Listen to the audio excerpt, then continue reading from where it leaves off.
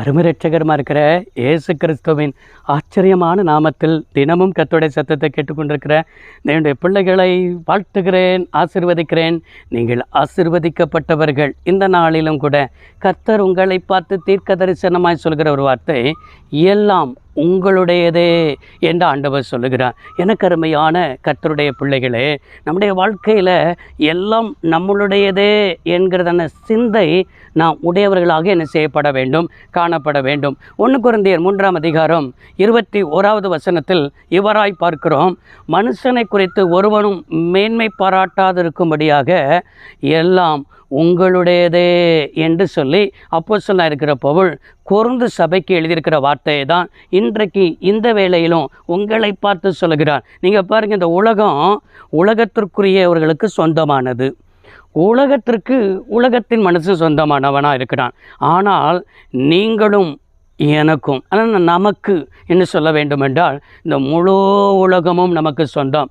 இந்த முழு உலகமும் நமக்கு சொந்தமாக இருக்கிறது. இந்த முழு உலகமும் நம்மளுடையதாக என்ன செய்கிறது இருக்கிறது. ஆனால் நாம் மாத்திரம் நமக்கு சொந்தமானவர்கள் அல்ல, நாம் மாத்திரம் நமக்குரியவர்கள் அல்ல. அதே 1 கொரிந்தியர் 3ஆம் அதிகாரம் 23வது வசனத்தில் வாசிக்கிறோம், நீங்கள் கிறிஸ்துவுடையவர்கள் என்று எழுதப்பட்டிருக்கிறது. அப்படி என்றால் எனக்கு அருமையான என்னுடைய பிள்ளைகளே, இன்றைக்கு உங்களையும் என்னையும் அவர் என்ன செய்திருக்கிறார், இரத்தம் சிந்தி சம்பாதித்திருக்கிறார்.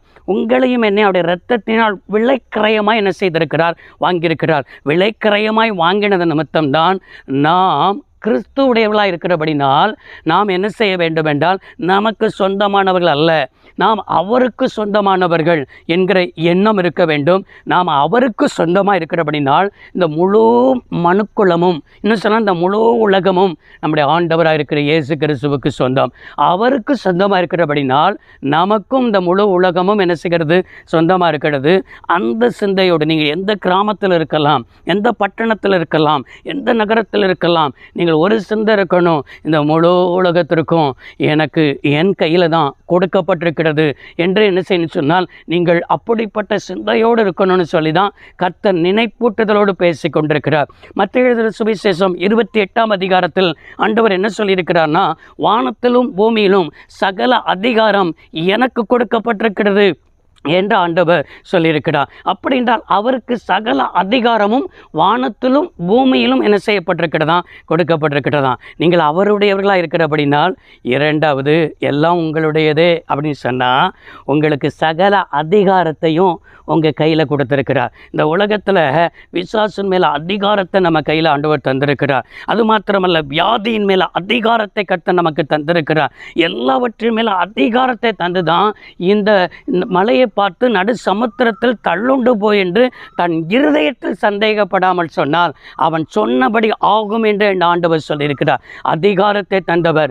மலை போல் இருக்கிற பிரச்சனைகள், மலை போல் இருக்கிற மனிதர்கள், மலை போல் இருக்கிற சூழ்நிலைகள் எல்லாவற்றையும் அதிகாரத்தை உங்களுக்குள்ள ஆண்டவர் வைத்திருக்கிறார். நீங்கள் ஒரு அதிகாரம் படைத்தவர்கள். நீங்கள் இருக்கிற இடத்துல உங்களை தான் அதிகாரத்தில் கர்த்தர் என்ன செய்திருக்கிறார், வைத்திருக்கிறார். நீங்கள் கூனி குறுகி போகிறதுக்கு அழைக்கப்பட்டவர்கள் அல்ல, நீங்கள் தலைகுனிந்து போவதற்கு அழைக்கப்பட்டவர்கள் அல்ல. உங்களை தலை நிமிர்ந்து நடக்கிறதற்கு உங்கள் கையில் அதிகாரத்தை என் தேவன் என்ன செய்திருக்கிறார், வைத்திருக்கிறார். மூன்றாவது, நமக்கு அந்த அதிகாரம் தந்திருந்தாலும் அதே என்ன செய்யப்பட்டிருக்கிறது, 1 கொரிந்தியர் 3ஆம் அதிகாரத்திலேயே 21வது வசனத்தில் என்ன வாசித்தோம், மனுஷனை குறித்து மேன்மை பாராட்டாதிருக்கும்படியாக என்று வாசிக்கிறோம்.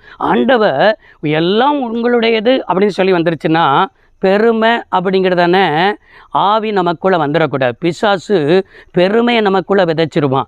அந்த கொரிந்து சபைக்குள்ளே அப்படிப்பட்ட எண்ணம் தான் இருந்தது. ஒருத்தன் பவுலை சேர்ந்தவன் என்று, அப்போலோவை சேர்ந்தவன் என்று, கேபாவை சேர்ந்தவன் என்று, கிறிஸ்துவை சேர்ந்தவன் என்று சொல்லி அப்படிப்பட்ட பிரிவினைகள் இருந்தது. ஆனால் தான் அங்கே 22வது வசனத்தில் இப்படி பார்க்கிறோம், வருங்காரியமானாலும் நிகழ்காரியமாக இருந்தாலும் எதுவாக இருந்தாலும் எல்லாம் உங்களுக்குரியது, உங்களுடையது என்று சொல்லி பவுல் எழுதியிருக்கிறார். எனவே எல்லாமே நமக்கு தான் வைத்திருக்கிறார். எனவே அப்படிப்பட்ட சிந்தை, எல்லாம் நம்மளுடையது என்கிற சிந்தை, எல்லா அதிகாரம் நமக்குரியது என்கிறதான எண்ணம், பெருமைக்கு இடம் கொடுக்காதபடி நம்மளை காத்துக்கொள்ளும் பொழுது எல்லாம் உங்களுடையது தான். வேற ஏன் சோர்ந்து போகிறீங்க? வேற ஏன் எனக்கு எதுவுமே இல்லைன்னு நினைக்கிறீங்க?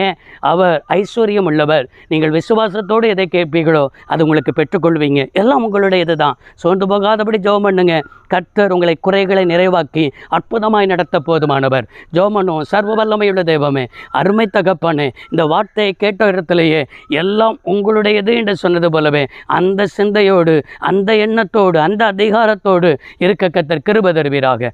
வாழ்த்துகிறோம், ஆசீர்வதிக்கிறோம். இயேசு கிறிஸ்துவின் நாமத்தில் வேண்டி கேட்கிறோம் நல்ல பிதாவே, ஆமென். கர்த்தர் ஆசீர்வதிப்பாராக. God bless you all.